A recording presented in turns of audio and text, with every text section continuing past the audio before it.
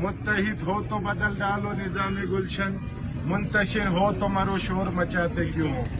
आज मैं अहलियान गंबा का शुक्रिया अदा करता हूँ और इनको खराज तहसीन पेश करता हूँ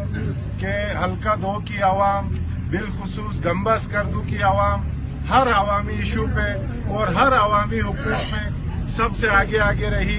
इसलिए अवामी एक्शन कमेटी और अवामी तहरीक गिलगित बल्तिस्तान ने फैसला किया कि इधर जो जाबिर जालिम हुक्मरान और ये गैर मकामी ब्यूरोक्रेट्स और चंद सहूलतकार गद्दार जो असेंबलियों में बैठकर हमारे वसाइल हमसे छीनने की मत पर आ चुके हैं, तो इधर हमारा वादा हुआ,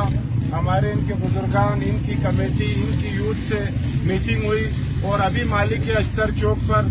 आज प्रेस कॉन्फ्रेंस के बाद हमारे जहीर गोहर भाई जो यूथ के सरबराह है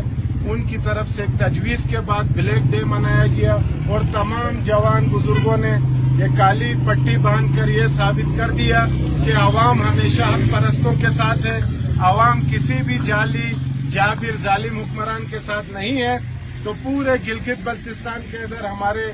गंबा के हमायदीन और यूथ के साथ ये फैसला हुआ। इंशाअल्लाह हमेशा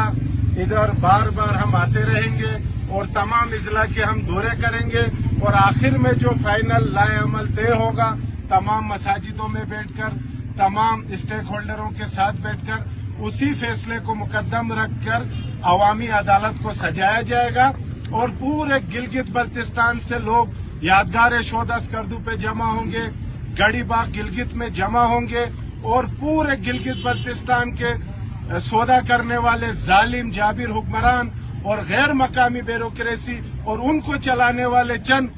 भूट वाले, उनको ये पैगाम इधर से दिया जा रहा है, अगर तुम हमारे पहाड़, हमारे दरिया